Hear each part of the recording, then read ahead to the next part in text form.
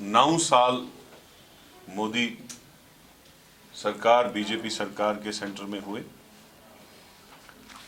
उस 9 साल के कंप्लीट होने पे कांग्रेस पार्टी ने 9 सवाल का बुकलेट जो है उनके लिए छाया किया है। 9 सवाल पूछे हैं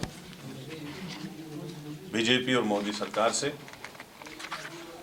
जिसमें पहला सवाल है इकोनॉमी का, दूसरा सवाल एग्रीकल्चर एंड फार्मर्स का, तीसरा सवाल करप्शन का, चौथा सवाल चाइना एंड नेशनल सिक्योरिटी का, पांचवा सवाल सोशल हार्मोनी का, छठा सवाल सोशल जस्टिस का, सातवां सवाल डेमोक्रेसी का, आठवां सवाल वेलफेयर स्कीम्स का और 9वां सवाल है कोविड-19 मैनेजमेंट।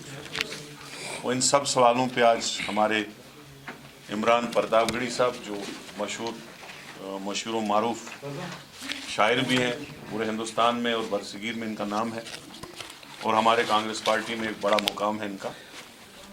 प्रतापगढ़ी साहब से मैं गुजारिश करता हूं कि इन सवालों पे अपनी प्रेस कॉन्फ्रेंस की शुरुआत कीजिए। Thank you. शुक्रिया हमारे पीसीसी प्रेसिडेंट साहब। सबसे पहले तो इस शहर में आपका शहर है और इस शहर में मैं आपका खैर मकदम करता हूं और बड़ी तादाद में आने के लिए आपका शुक्रिया अदा करता हूं। मेरे हाथ में एक बुकलेट है और ये बुकलेट है मौजूदा सरकार के 9 साल पूरे हो रहे हैं और इस पर कांग्रेस पार्टी पूरे मुल्क के 35 शहरों में प्रेस कॉन्फ्रेंस कर रही है और हमारा सवाल है कि 9 साल 9 सवाल। हम मौजूदा सरकार से जो अपनी कामयाबी का ढिंढोरा पीटती रहती है, हम उससे कुछ बुनियादी सवाल पूछ रहे हैं जो इन 9 सालों में हमने देखा है, हमारी पार्टी ने देखा है। पहला सवाल है अर्थव्यवस्था का, इकोनॉमी का, जिसमें हम सरकार से पूछ रहे हैं कि ऐसा क्यों है कि देश में महंगाई और बेरोजगारी आसमान छू रही है। हम मुसलसल सड़क से सदन तक, संसद तक महंगाई पर और बेरोजगारी पर हुकूमत से सवाल करते रहे हैं। हमने लड़ाई लड़ी है और ये हुकूमत लगातार मोदी जी अपने दोस्तों को फ़ायदा पहुंचाने के अलावा आवाम के लिए कुछ भी नहीं कर रहे हैं। किसान और एग्रीकल्चर, 9 साल में किसानों की आयु आज तक उनकी आय दुगनी नहीं हुई जैसा कि सरकार ने वादा किया था। हमने देखा कि एमएसपी का जो वादा था वो भी पूरा नहीं हुआ। दिल्ली के करीब, सिंघू बॉर्डर के करीब बैठ करके 700 किसानों ने शहादत दी, अपनी कुर्बानी दी अपनी, तब जाकर के जो कृषि कानून था, जो काला कानून था, उसको हुकूमत को वापस लेना पड़ा। हम उस पर सवाल पूछ रहे हैं।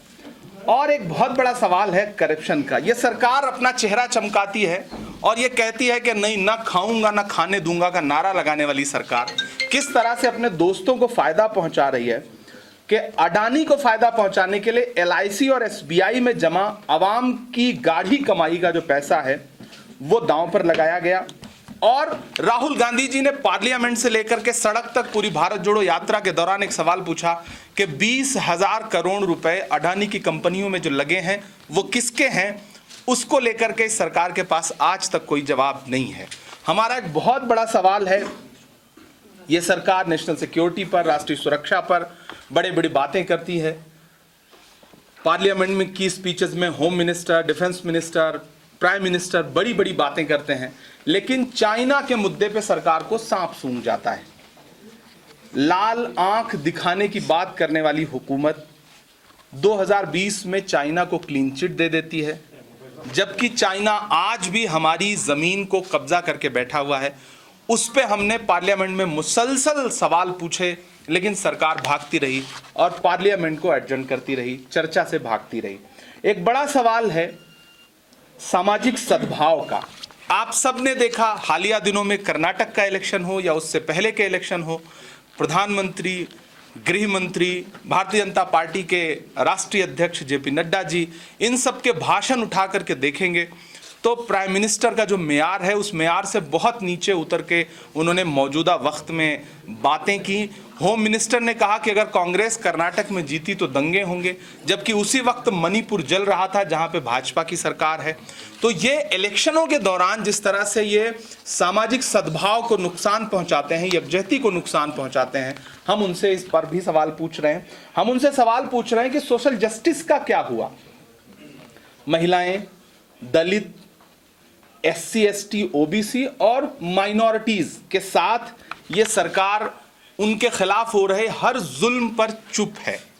सबसे बड़ी बात कि बेटियां जिन्होंने ओलंपिक लाया है इस देश के लिए, मेडल लाया, ओलंपिक मेडल लाया है, वो तकरीबन 1 महीने से प्रधानमंत्री के घर के पास पार्लियामेंट से महज 800 मीटर की दूरी पर बैठ करके भारतीय जनता पार्टी के एक MP के खिलाफ लगातार बात कर रही हैं। सुप्रीम कोर्ट के दखल के बाद उसके खिलाफ पास्को में FIR दर्ज होता है, लेकिन आज तक उसकी अरेस्टिंग नहीं होती।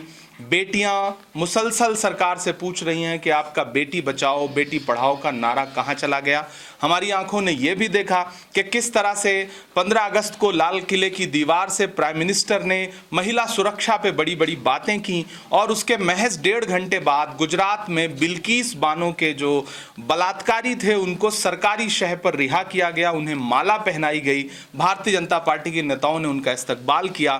तो हम प्रधानमंत्री से पूछना चाहते हैं कि आपके बेटी बचाओ बेटी पढ़ाओ नारे की सच्चाई क्या है, आपके SC ST OBC को लेकर के आपके जो बड़े बड़े दावे हैं उसकी सच्चाई क्या है, उस पर जवाब दीजिए। हमारा एक बहुत बड़ा सवाल है कि जो लोकतांत्रिक संस्थाएं हैं उनको लेकर के किस तरह से ये हुकूमत अपोजिशन के नेताओं को कुचलने की कोशिश कर रही है। ED CBI के जरिए विपक्ष के सारे लीडर्स को दबाया जा रहा है, उनकी आवाज को दबाने की कोशिश की जा रही है। इलेक्शन में किस तरह से ED का इस्तेमाल करके हुकूमतें लूटी गईं, आप सब ने देखा। मध्य प्रदेश में, महाराष्ट्र में, कर्नाटका में, मणिपुर में हुकूमतों को लूटा गया, जमहूरियत को लूटने का काम किया इस सरकार ने। हम इस 9 साल के पूरे होने पर 9 सवालों में से एक सवाल इस हुकूमत से ये भी पूछ रहे हैं। हमारा एक बहुत बड़ा सवाल है कि सोशल वेलफेयर की जो आपकी स्कीम्स थी उसमें कटौती क्यों की आपने।